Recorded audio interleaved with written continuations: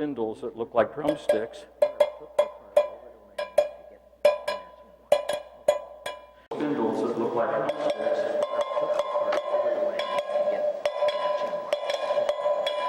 So that's a potential idea. Then there's some wooden flutes. So you can do a flute. This is a straightforward flute. Most recorders have a tapered board that give you something, but this is just a 3/8 inch through bore, and then a bore pattern counter to that, and a fripple on the end, which is just a dowel that sits in there that's been shaved off. This particular flute here, I haven't finished the fripple. I've just rough turned the fripple, a rough carved fripple. Of course, then you can have maracas. This is essentially, and I'll be demonstrating these a little bit. This is essentially a box with a handle on it that's filled with popcorn seeds. This particular one here was done with a series of bead cut or V-cut type things. It's going to have a tap ring type of thing. Again, these are toys or musical instruments, we'll call it, for kids. This particular one here has some chatterwork on the back of it. These are a couple washers with a cut-off nail and a little knob on top of the cut-off nail, and a handle. Is your worship These are some drumsticks. Those are wine bottle corks on the end of a dowel.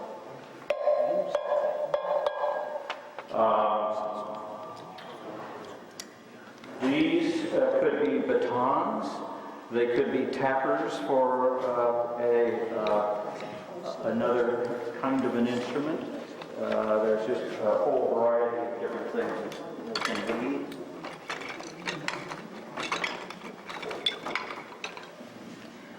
You're going to have a scratcher, and it can have an open end or a closed end on it, depending on the wood, whether the stick that you're using is a tone wood or not. There are various woods that are tone woods. Pernambuco, for instance, is a good tone wood, but it also happens to be what most violin bows are made of. So when you see the PBS thing of the guy up in Port Townsend that makes the violin bows, he's probably using Pernambuco in there. Most dense hardwoods are tone woods of some sort. If you have extra scraps from pen blanks and so on, you can make clavis. These are tone woods. You can hear the difference in the brightness of the different woods. If you mix the woods, this is a ebony, this is a rosewood, a true rosewood. Both of these are copal. So if you just have some extra pieces, scraps, pen blanks, or whatever, those make a great tone wood.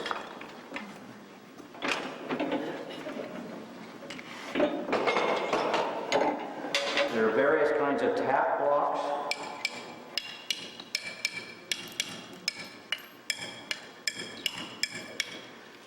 This happens to be Bubinga with a purple heart handle on it.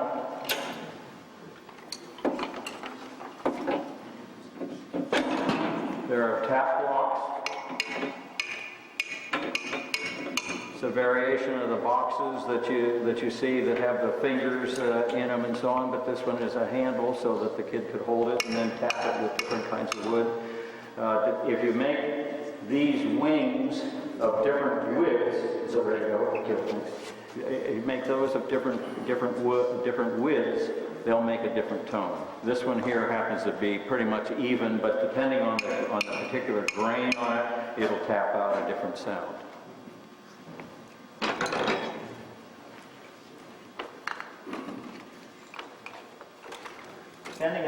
fill these guys with, this one here is filled with black beans.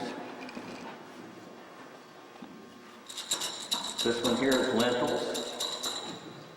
And I think these are small lentils. So you get a different sound. Of course, the cavity of it, the size of it, the amount of space and rattle inside of it make a difference, but they're all make different sounds. These things can be different sizes as well. So you get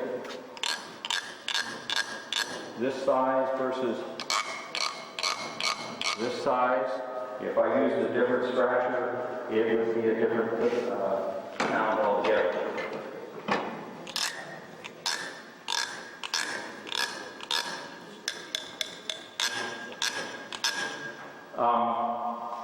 The reason that all of these wand type things have little knobs on the end of them is that a pointy end or a straight end with little kids is not a good idea.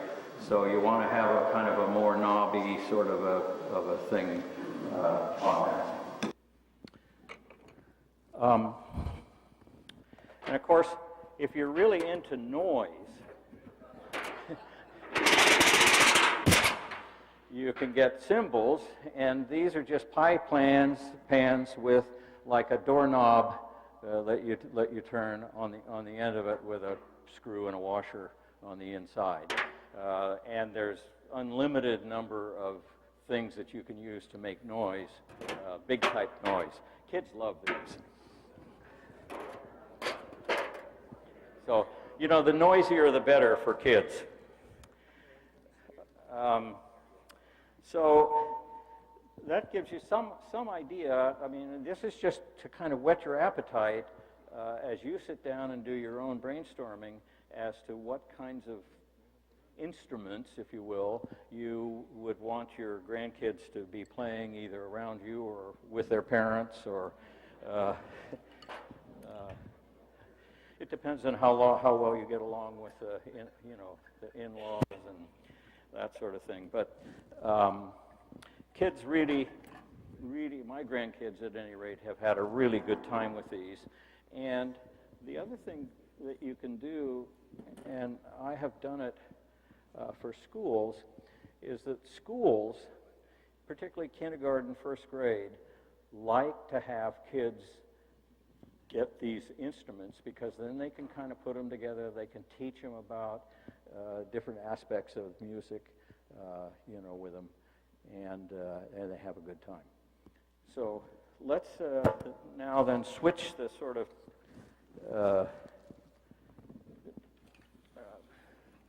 pace, now that we have a lathe that kind of works, and kind of go through, and we'll turn a maracha,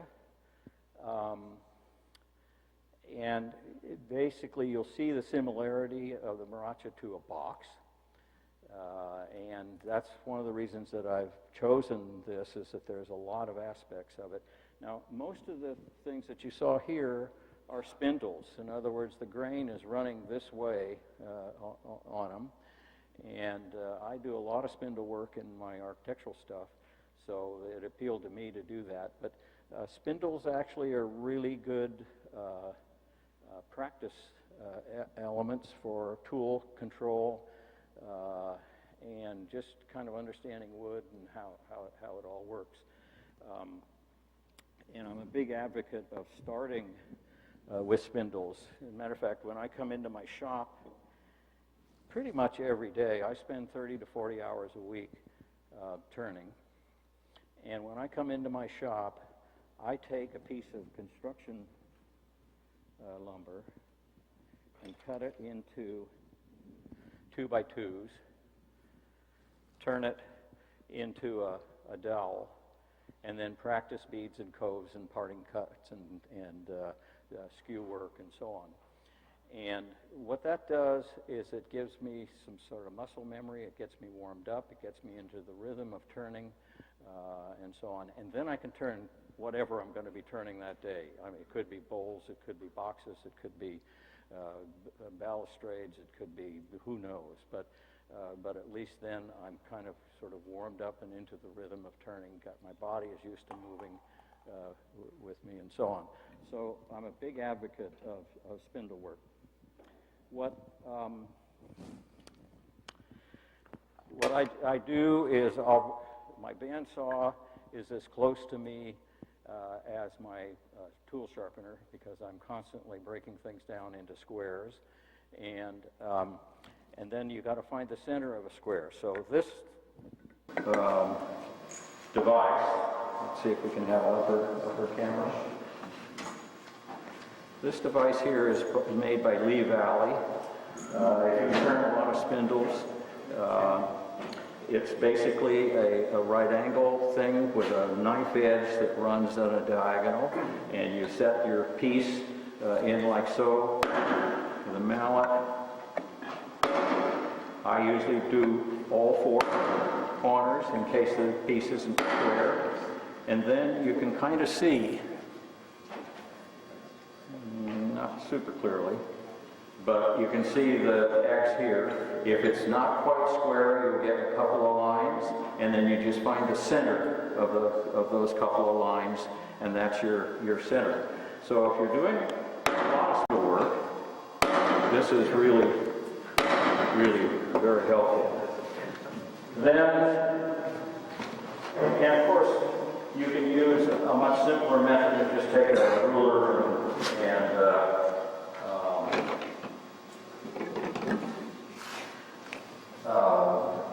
mark off the corners. But if you're doing a lot of them, that gets kind of tedious. So then what I usually do is use an awl to find the center of those. And that gives me a spot for my centers to relate. So I can find a center.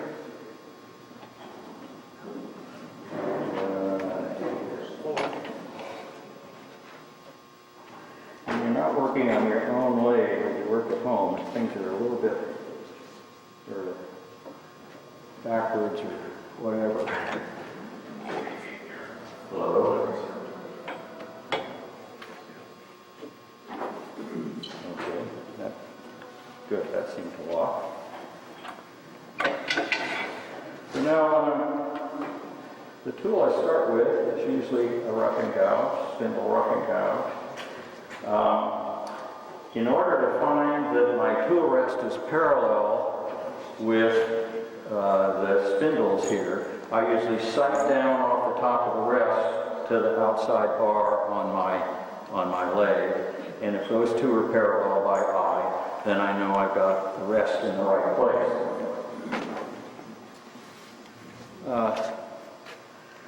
Spindle roughing gouge, I usually have my rest low.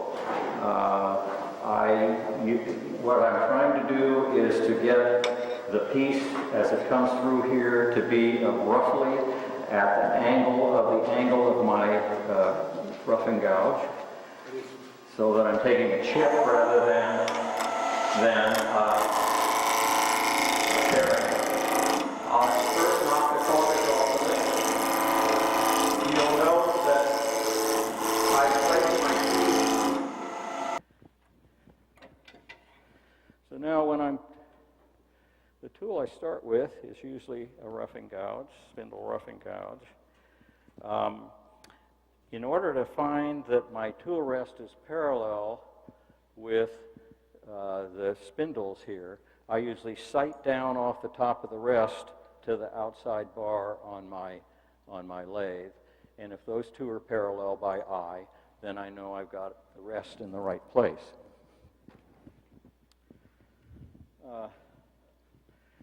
Spindle roughing gouge, I usually have my rest low. What I'm trying to do is to get the piece as it comes through here to be roughly at the angle of my roughing gouge, so that I'm taking a chip rather than tearing it. I'll first knock the corners off of it. you'll note that I've placed my feet fairly well apart so that I can reach from this side to this side here without having to shift my feet, but I'm shifting my hips. I'm more or less keeping this whole area here straight. I'm not moving it around a lot. So after I've taken a couple of passes like so with the flute facing up, I can then turn and start taking cuts with more blade on the tool by sweeping across.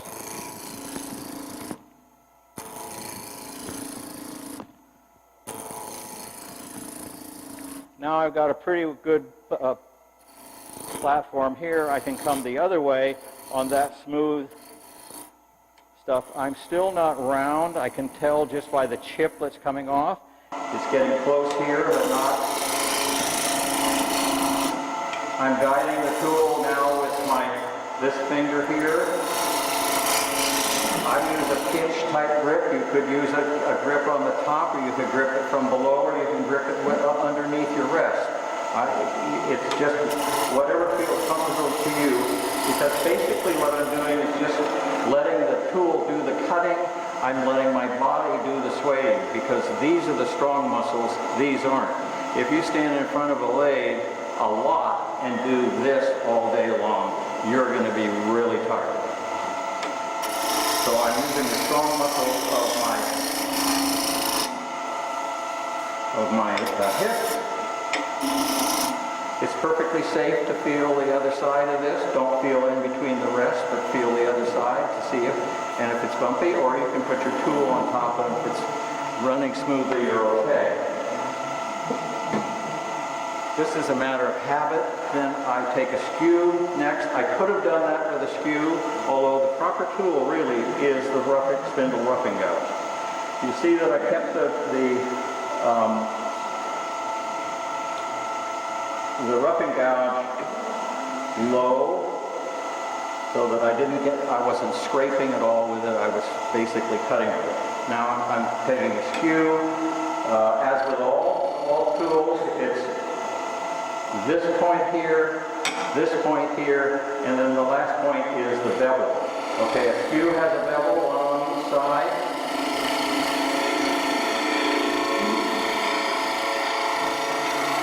It really doesn't make a whole lot of difference. A lot of people like to skew way high so they can plane across the top. Some people take the skew way low so they can plane across the side. The old English turners that used skews a lot had a fixed rest, and so they set the rest generally a little bit low, and then could work any tool they wanted from that, just depending on how they set the bevel on the work. So now, once I've gotten this stuff, you can kind of see that the blade is around 45 degrees. It's a shear angle to that piece. And so now I've got a perfectly smooth piece of wood. This is a piece of cherry here. So now what we want to do is pencil.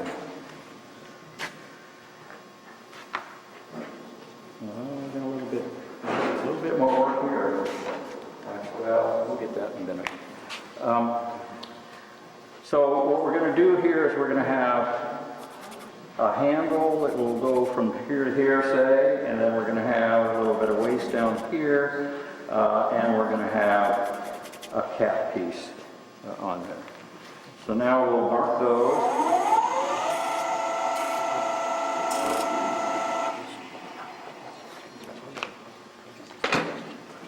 Take our skew, and just like you would with a box, we're going to go ahead and we're going to create a little shoulder on one end, a shoulder on the other end, and then we're going to part that guy off. So you'll recognize these handles in most of these tools.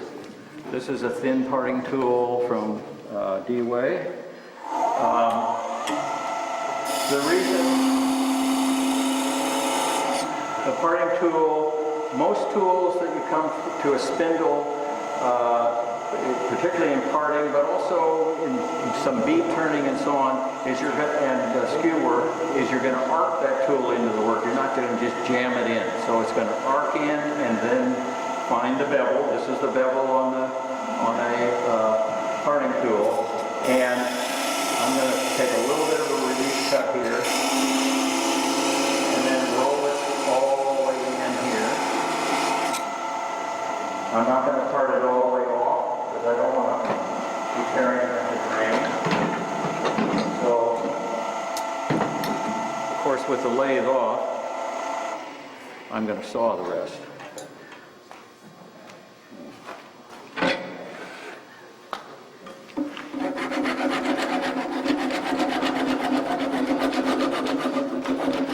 So most of my work starts between centers, even bowls. It's just a force of habit, but it saves a lot of time.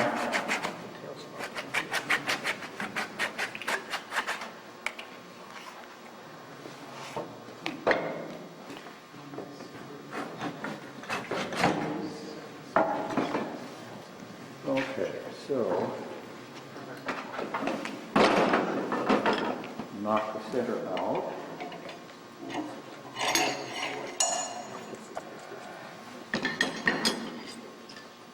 Chuck in.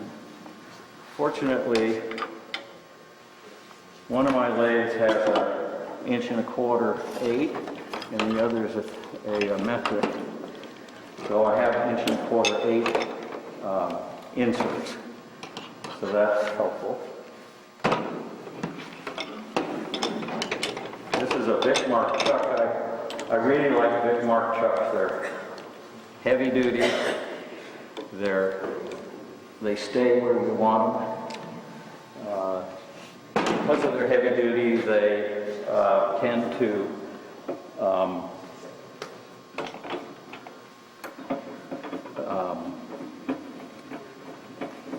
take this chuck here is probably 15 years old. There you go. I thought you had to knock it. I did earlier, George. Okay. So one of the things, this is a quick box type of thing, but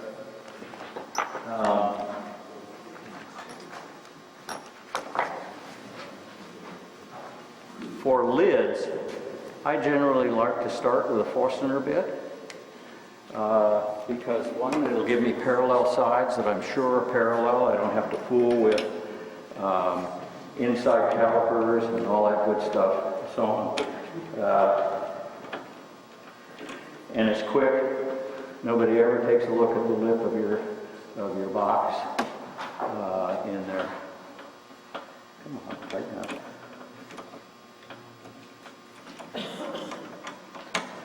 My lathe, as a one-way, has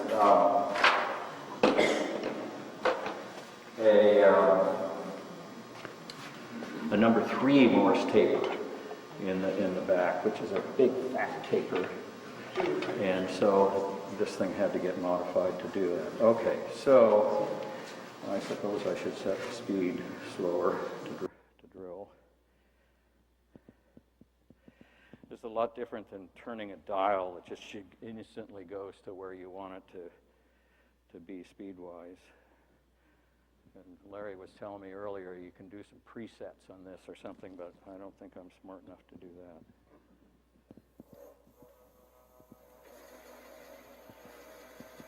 So you want to run at a fairly slow speed so you don't burn your bits up.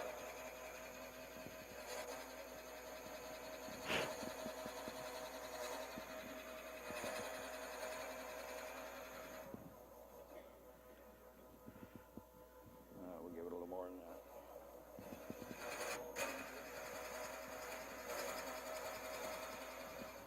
So different from a box is that this lid, if you will, is going to be glued on. so that beans don't escape.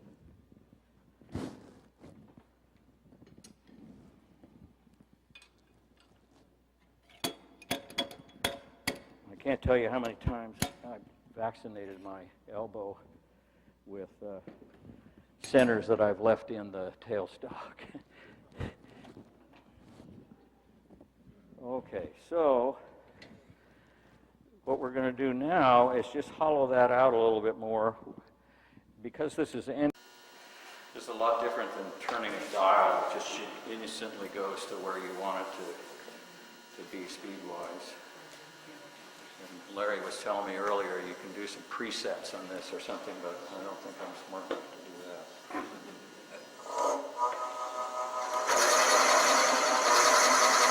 So you want to run it at a fairly slow speed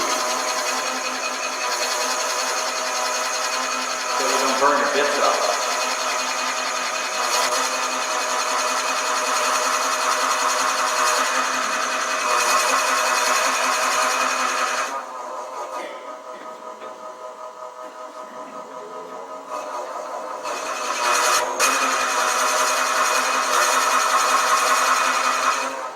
Different from a box is that this lid, if you will, is going to be glued on so that the beans don't escape.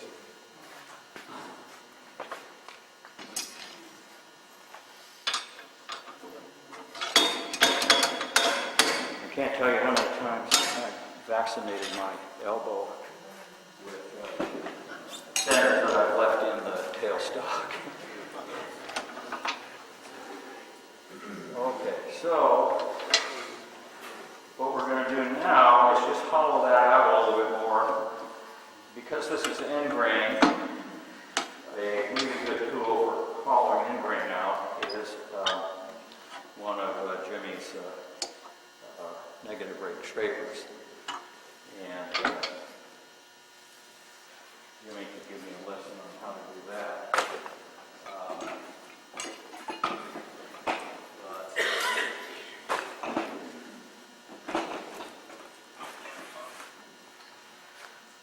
I generally, well, let's make the speed go up now.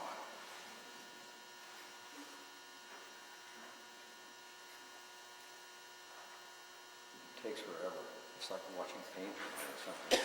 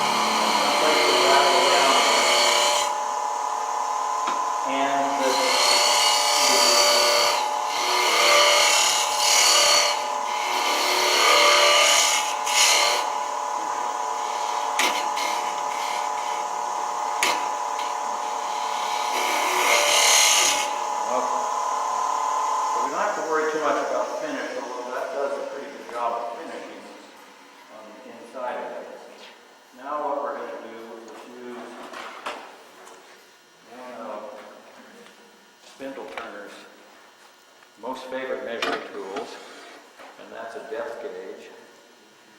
And we're going to mark a couple things here just so that we don't create a hollow top. So that is the exact bottom of this top. And this is the shoulder. Okay. So we don't need to mark that much further. You now, for the time being, the top's done. And we're going to then put the base piece on.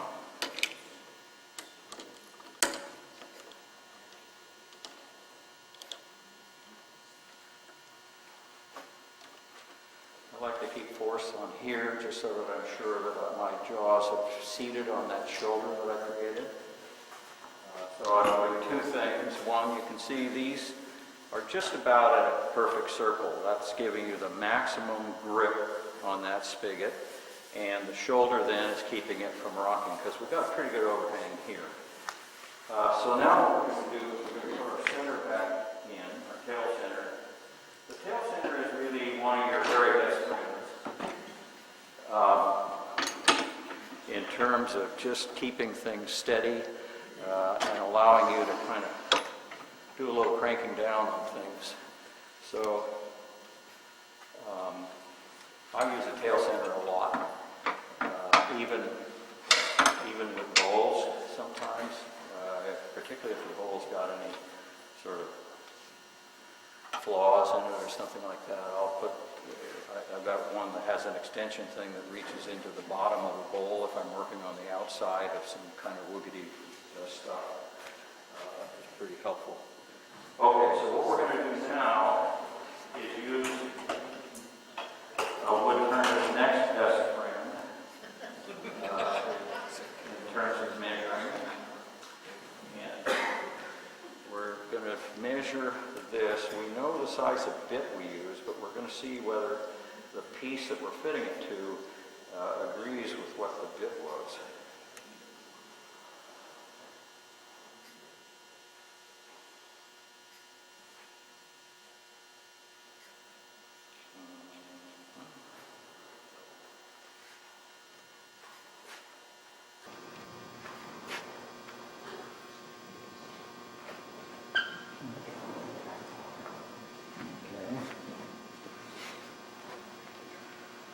So now with the parting tool, we're going to do parting tool, or here I'm going to use a little wider parting tool. Find it. Put all this stuff in this handy dandy roll, and now I can't see it.